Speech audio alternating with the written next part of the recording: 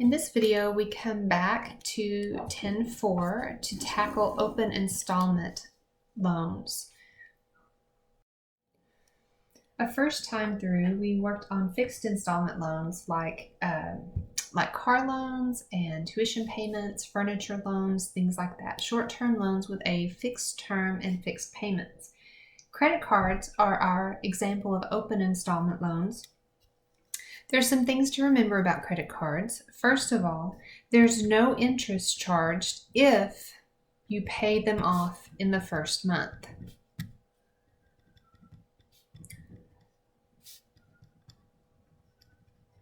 So credit cards can be a good thing. They're not necessarily out to get you. If you will use them responsibly and only use them to purchase things that you know you can afford, when your credit card statement comes in, if you pay it off fully, they don't charge you interest. This is a grace period on new purchases. This means that basically, if you know that you get paid in 2 weeks, but you need to buy groceries this week, you go ahead and buy those groceries. It is a short-term interest-free loan, again, if paid off within that first month. The problem comes when we use credit cards to purchase things that we can't afford. We don't pay them off quickly. We use the minimum payments, the tiny minimum payments that are due. Because of high interest rates, we end up paying 3 or 4 times as much as we should have when we put them on our credit cards and don't pay them off. If you use a credit card responsibly and pay it off, then you are building your credit score. If you use credit cards irresponsibly, then that's a great way to destroy your credit score. So we have a grace period of that first month on new purchases. Do know that for almost every credit card, there is no grace period applied for cash advances. So if you take your credit card to an ATM and take out cash off your credit card, that's a cash advance. It's considered a loan, and interest starts immediately. There's no grace period. When I get my statement, it will tell me how much I owe, and it will give me a minimum payment. That minimum payment due is usually any fees, interest that you owe, plus about 1 to 2% of the balance. Now, fees are going to be if you had a late payment. Any late fee will be considered due the next statement date. Interest is on previous balances, not new purchases, because of that grace period. And then 1 to 2% of the balance. This absolutely depends on what your credit card is, how much of your balance is going to be due. There's usually, there will be a minimum amount. If you only charged $50, they're going to want more than 1% of that $50. They're probably going to want a minimum of $30 or something like that. But our minimum payment that they ask us to pay on the credit card is tiny. If you pay according to that minimum payment, your credit card statement will tell you how long it will take you and how much interest you will be charged if you make the payments that way. So don't use the minimum payment, always pay more. Another important thing to know about minimum payments are that they are always rounded up to the next dollar. Not rounded correctly, but rounded up to the next dollar.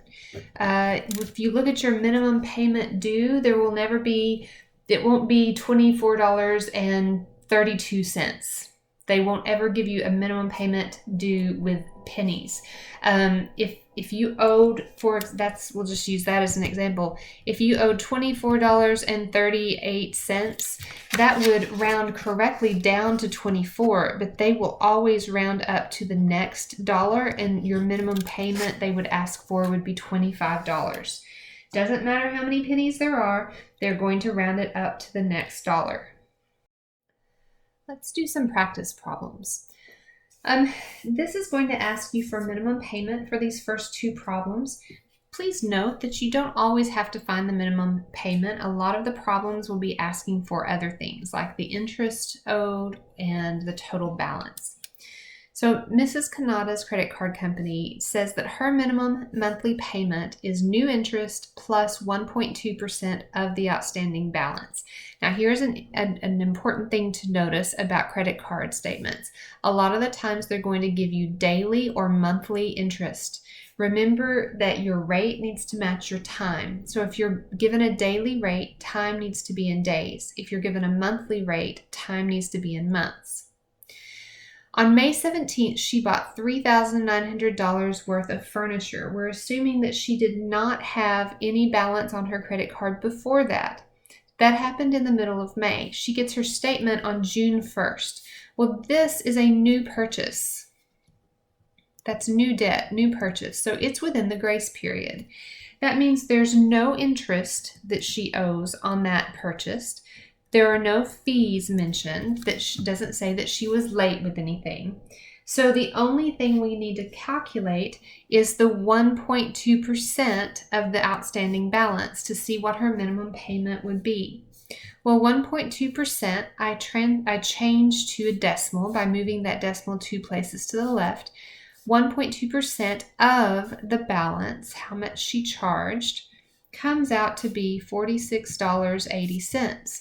Since there's no fees and there's no interest to add on, this is her minimum payment, except we round to the next dollar. So the minimum payment they're going to ask for is $47. Now, Mrs. Kanada knows that minimum payments will cost you so much more in the long run, so she pays as much as she can. She pays $850. Doesn't make any new purchases. What happens when she gets that next statement in July? Well, she started with a balance of $3,900. She paid off $850, so she still owes $3,050 as her balance. That's the principal amount that's on her credit card. To calculate her July 1st minimum payment, I need to figure out how much interest she's going to owe on this, because it's not a new debt anymore. It's something carried over from the previous statement. And then I need to find the 1.2% of this amount that is added in to get her minimum payment. So let's do the interest first. Simple interest formula. Interest equals principal times rate times time. The principal is how much she still owes, because she made that payment immediately when she got her statement. We get to count it off first before we calculate interest. So rate started out as a tiny daily rate. It gets tinier because I moved that decimal back to the left. So I have 0.0005173. That's per day. So I need to know how many days were in the month we're calculating interest on. Well, this is her July 1st statement, so she's paying interest on the month of June. How many days are in June? You need to look at a calendar, you need to look at your phone to figure out whatever you need to do, figure out that June has 30 days. So June is the month we are calculating interest on, and there are 30 days in June. Since I have a daily rate, my time is also in days. So I see that the amount of interest she's going to be charged for that previous balance comes out to be, when I plug that into my calculator, $47.33 interest.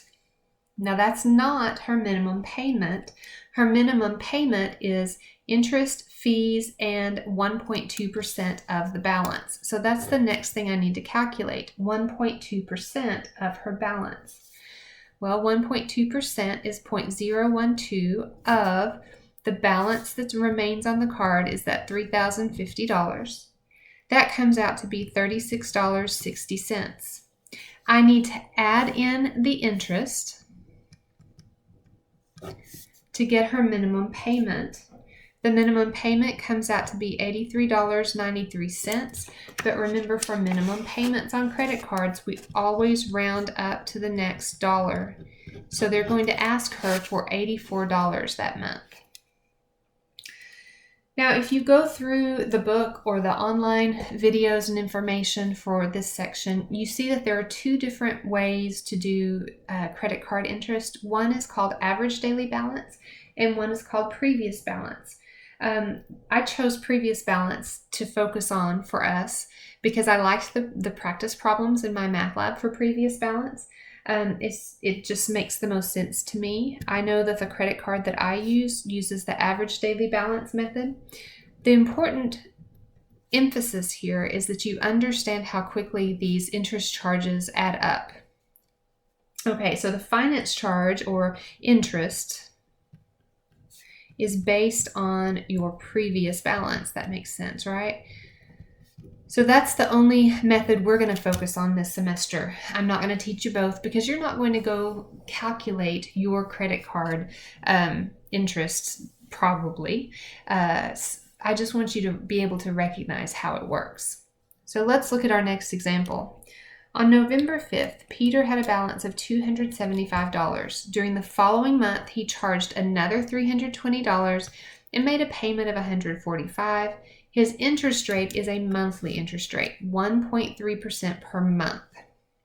So what is the finance charge on his December statement? Well, he's not charged interest. He doesn't have a finance charge on his November charges, on that $320, but he does have to pay interest on the charges that were already there on his November 5th statement. So the previous charges that came forward were $275.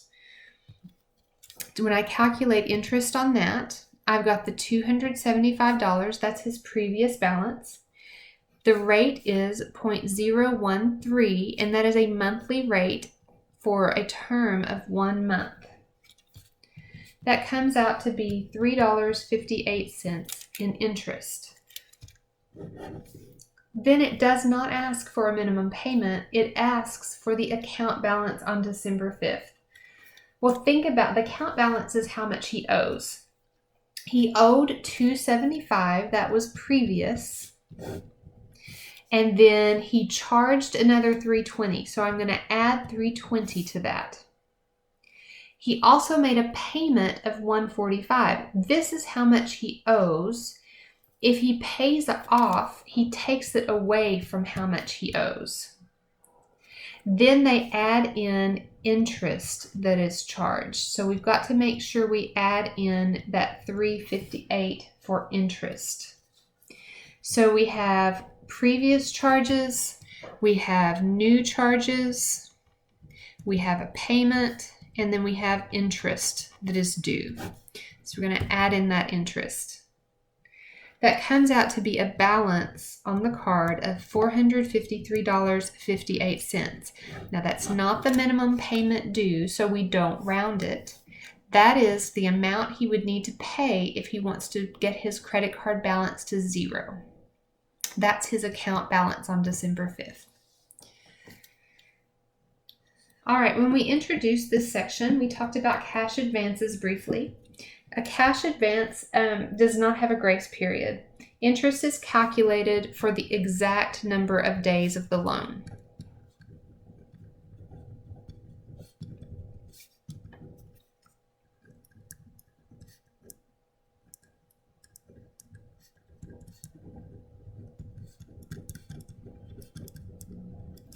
It starts the day the money is obtained.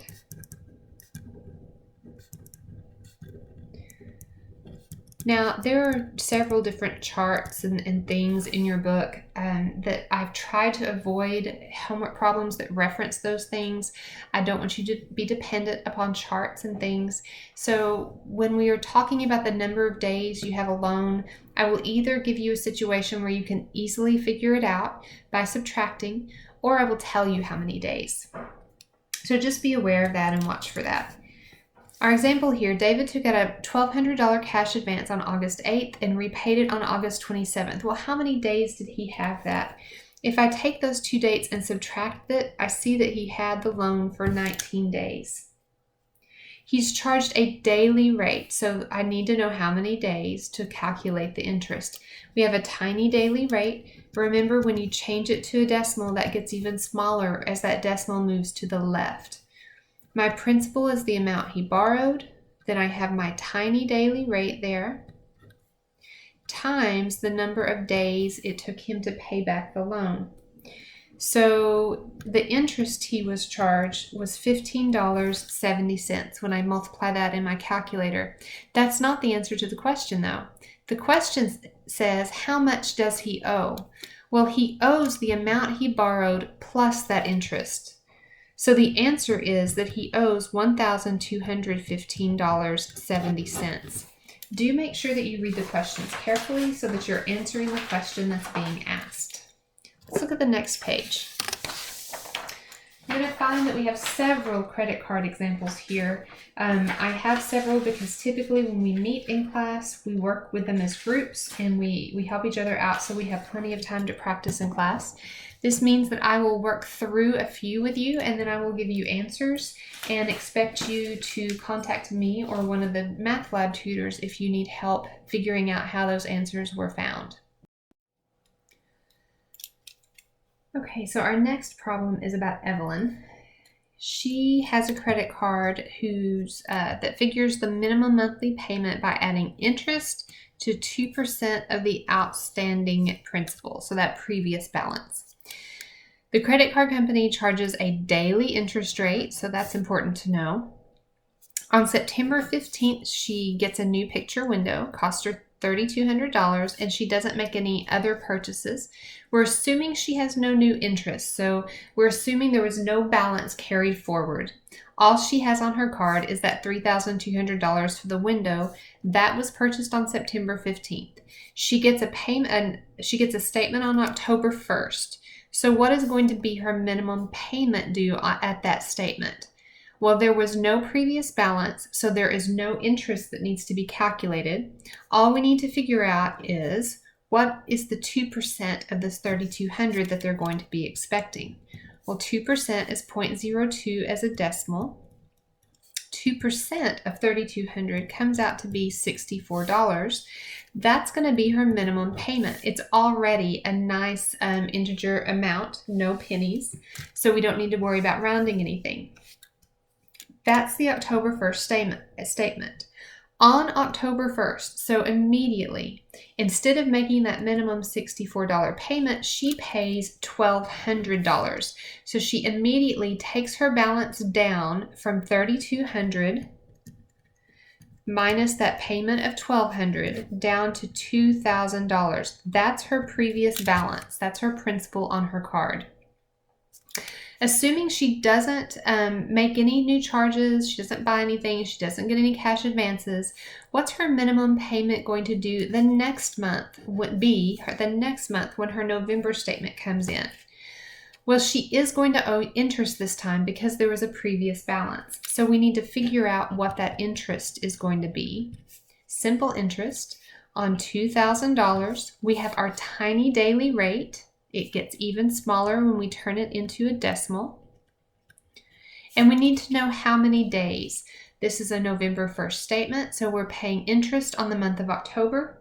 October has 31 days. So the amount of interest she owes on that previous balance is $26.28.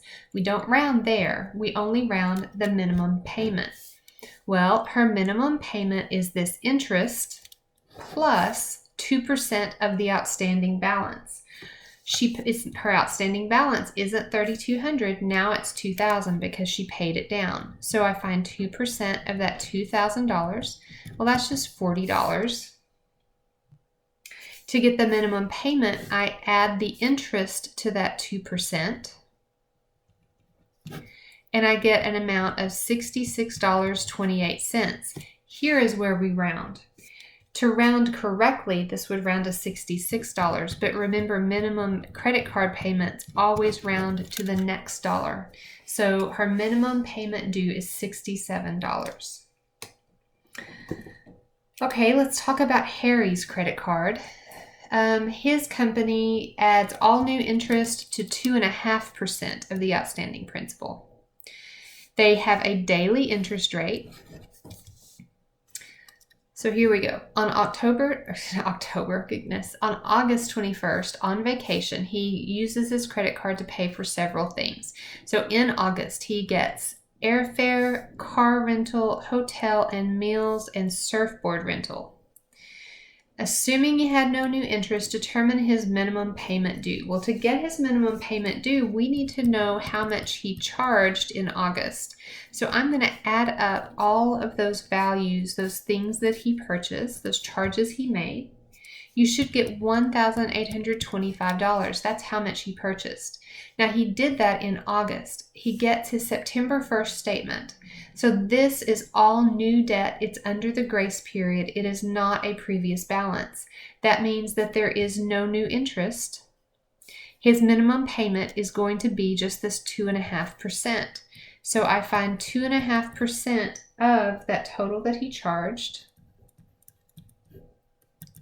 That comes out to be $45.63. Since this is a minimum payment situation, it rounds up automatically to the next dollar. Now, when he gets that statement, he knows better than to make the minimum payment, so he makes a bigger payment of $750. So let's see, he owed $1,825, he paid off $750. That means that he still owes $1,075. That is a previous balance. That's a principal that is previous balance.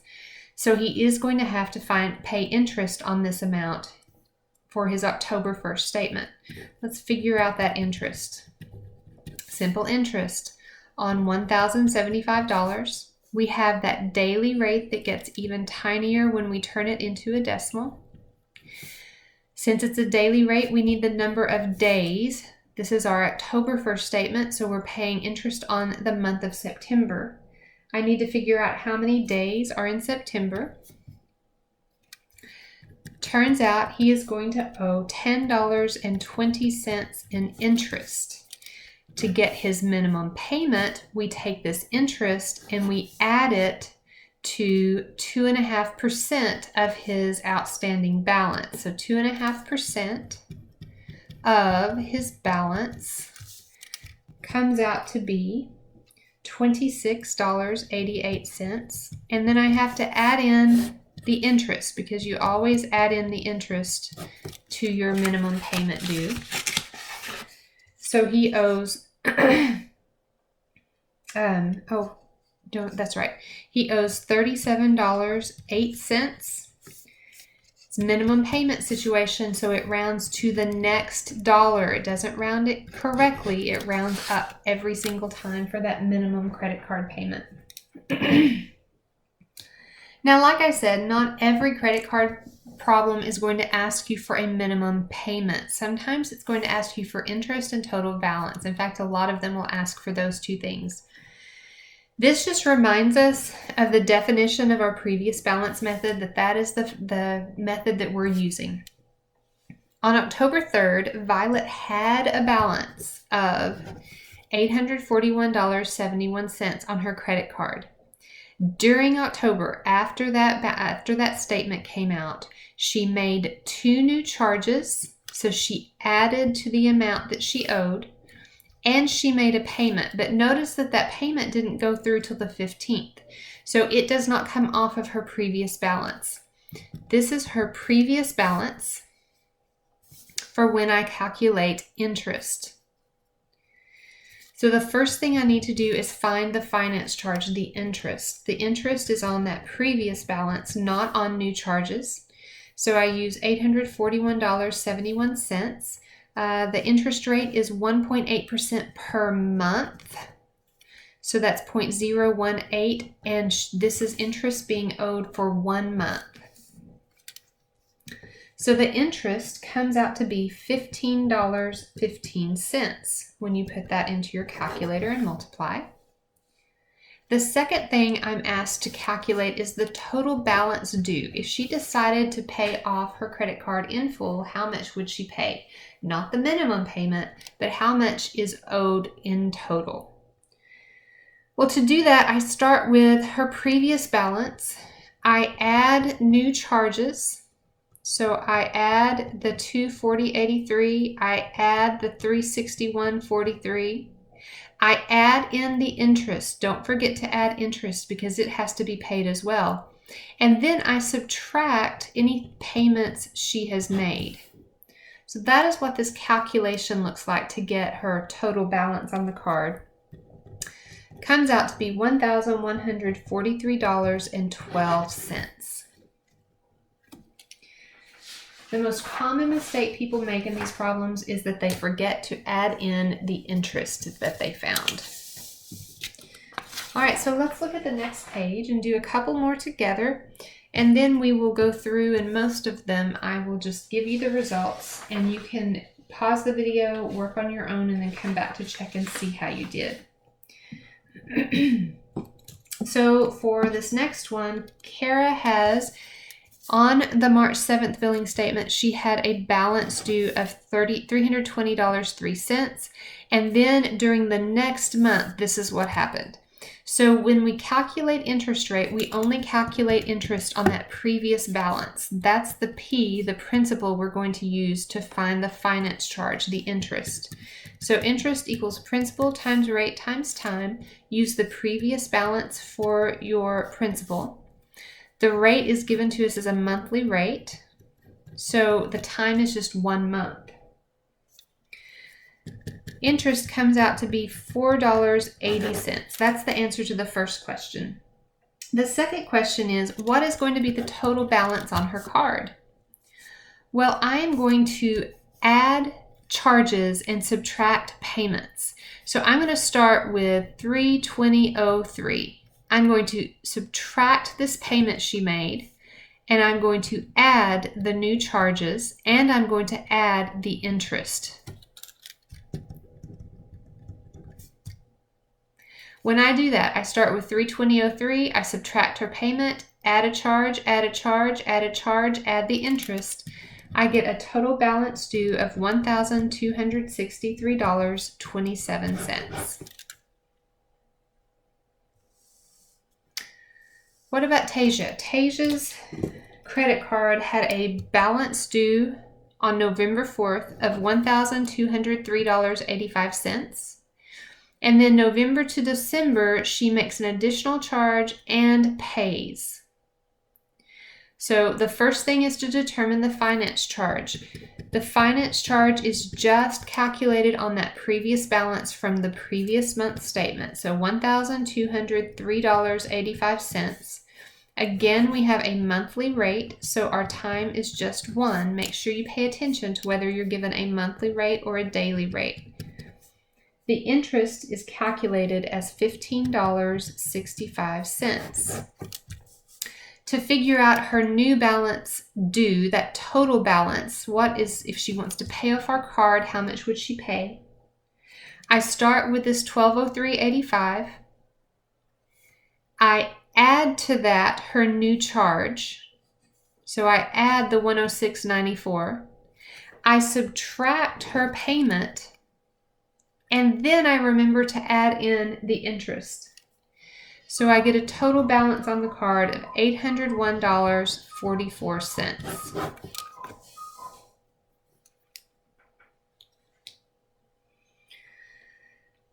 For the next problem, Verna, my previous balance that I use for interest is going to be $567.20. I get an interest charge of $624 using that monthly finance rate. The total balance due, when I start with what she owed, I subtract her payment, I add in 3 charges, and I remember to add in the new interest that is due, comes out to $903.99. Now remember, we are not rounding this off because this is not a minimum payment amount. I couldn't find the minimum payment amount if I wanted to because I haven't been told what percentage that credit card requires, if it's 1% or 2% or somewhere in between.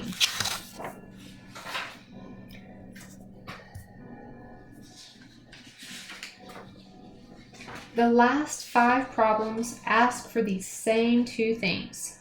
We're going to find interest and we're going to find total due. Now, 5 looks a little different, 5 and 6, because we're doing cash advances. Remember that a cash advance does not have any type of grace period. John borrowed $875 against his credit card on September 12th and repaid the loan on October 14th. Now, I went from 1 month to the next. Notice I gave you the number of days he had the loan. I have a daily interest rate. Starts tiny, gets smaller when I turn it into a decimal, from a percent to a decimal. So interest equals principal times rate times time. We're doing simple interests. He borrowed $875. We have that tiny daily rate. And the time, what we were told, was he had the loan for 32 days. Over that 32 days, they charged him $11.96 interest. So how much did he pay the bank when he paid the loan? Well, the total amount is principal plus interest. So $875 plus $11.96. He had to pay back $886.96. Then another cash advance problem. Carol got a cash advance of $400 to buy school books. The interest charge on the advance is a tiny daily rate. It's going to get smaller when I turn the percent to a decimal. She paid back the money plus interest after 27 days. So how much interest did she owe? Interest is principal times rate times time, where my principal is $400. I have that tiny daily rate as a decimal, and the time is 27 days. Daily rate given in days. Time is given in days. Make sure those two things match. $5.92 interest. So when she repaid the money, she had to repay principal plus interest, which comes to $405.92. And then we're back to credit card problems. Carol Ann had a balance due of $124.78. They have a 1.25 per month interest rate. She had this balance due on February 3rd. She makes more charges during February, doesn't do an immediate payment. So this payment does not come off of this. This is our previous balance for our finance charge. The finance charge on the principal of $124.78 comes out to be $1.56. Don't forget that when you find the balance due, the total new balance on that next month's statement, to add in this finance charge, this interest. So she owed this, she charged this, she made a payment. We subtract out the payment. We add in new charges and we add in interest. The new balance, the total balance on her card is $133.11. Okay, let's look and see the next page, numbers 8 and 9.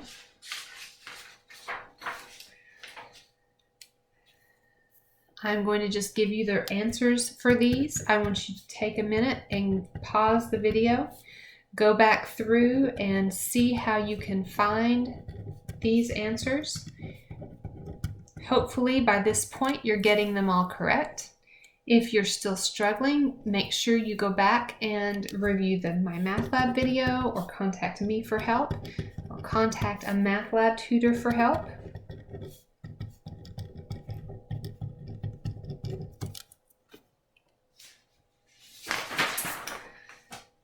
On the final page, we have one more credit card problem and then a challenge problem.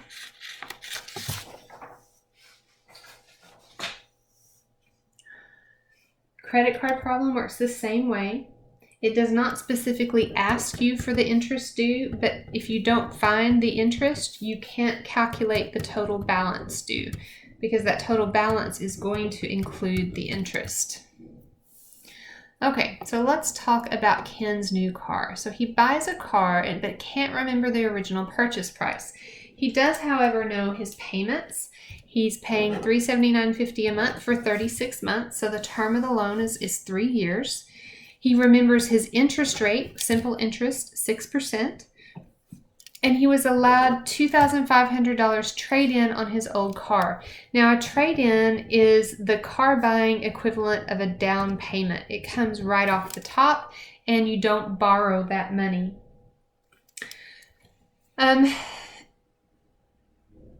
I know that I'm making this payment for 36 months, so I know how much principal and interest I'm paying using those monthly payments.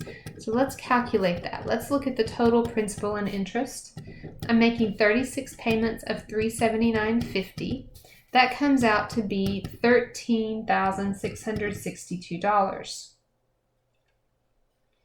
Now that's principal and interest, not just principal. So we need to figure out how much of that is interest so that we can solve for principal. If you remember when we did simple interest, I gave you a formula for amount. Remember I said that amount is principal plus interest, or I could factor out that interest and say, or the principal and say 1 plus RT. I know everything here except amount. No, I know everything except principal. Sorry. I know everything except principal. The total amount, principal and interest, is that $13,662.